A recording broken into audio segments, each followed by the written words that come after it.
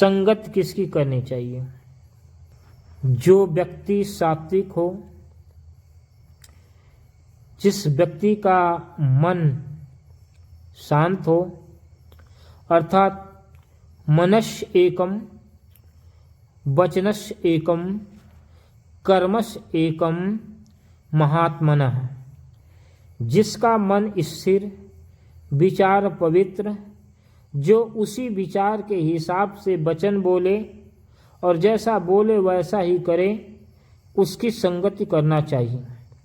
यदि ऐसा व्यक्ति न मिले तो किसी की संगति करो ही मत।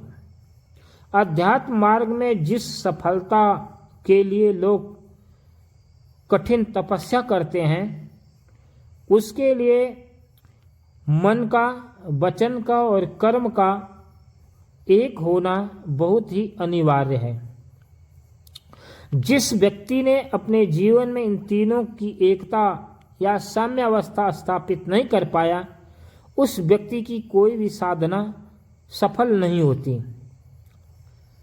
अर्थात उसकी संगति करो जो आध्यात्मिक जीवन को बड़ी तन्मयता के साथ जीता हो। यदि ऐसा व्यक्ति मिलता है तो संगति का बहुत ही बड़ा महत्व होता है।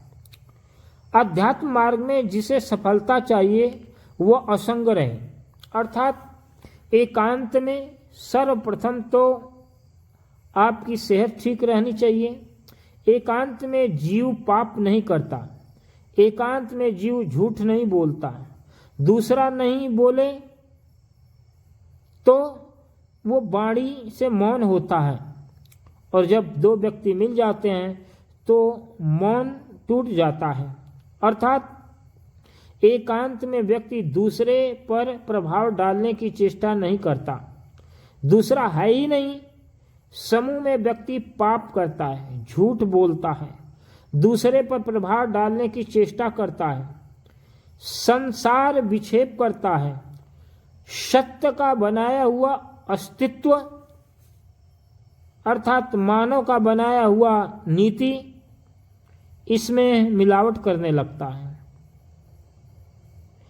अर्थात जो नियति है, जो प्रकृति का विधान है, उस विधान के विपरीत मनुष्य कृत्य करने लगता है। प्रकृति का एक व्रत है मौन व्रत। प्रकृति कुछ बोलती ही नहीं।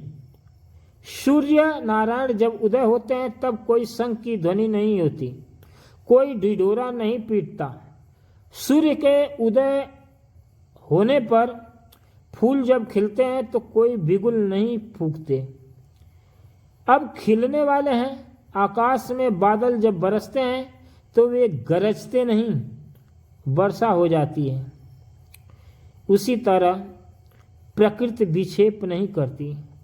हमारा बनाया हुआ जो संसार है वही विक्षेप करता है। इसलिए जीवन में संगति का बहुत बड़ा महत्व है। निरोध वृत्तियों का हो, भाषा का हो, मन का हो, विचार का हो।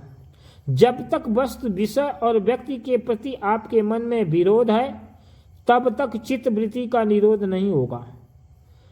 वस्तु से भी विरोध ना करो, विषय से भी विरोध ना करो, व्यक्ति से भी विरोध ना करो। देखो जो अस्तित्व में हो रहा है, समष्टि में हो रहा है, सृष्टि में जो हो रहा है उसको स्वीकार करो। सही हो रहा है तो उसको सही जानकर स्वीकार करो, गलत हो रहा है तो उसे गलत जानकर के स्वीकार करो। जो कुछ प्रकृति में है वह प्रकृति के गुणों के अनुरूप हो रहा है, और उन गुणों को बदलने वाला हम कौन है? अर्थात जो हमारे लिए अनुकूल है या फिर जो हमारे लिए प्रतिकूल है, उन दोनों परिस्थितियों में हमें संतुलन बनाकर जीना होगा। और जो व्यक्ति इन दोनों में संतुलन बनाकर जीता है उसी व्यक्ति का संगति सर्वश्रेष्ठ संगति है। अगर ऐसा व्यक्ति है तो आपका 24 घंटा सत्संग हो रहा है और जीवन से कुसंगति का अंत हो रहा है। इसलिए ऐसे व्यक्ति के पास बैठकर उठ करके जीवन पवित्र शुद्ध होता है और जीवन में परम पुनीत अवसर प्राप्त होते हैं और जीवन उज्जवल होता है, निष्पाप होता है, पुण्य फलित होने लगता है और ऐसे व्यक्ति समुज्ज्वल कर्म करते हुए अध्यात्म की ऊंचाइयों पर सहजता से सफलता की सीढ़ियां चढ़ने लगता है और एक समय परम शांति के लक्ष्य को प्राप्त कर जाता है।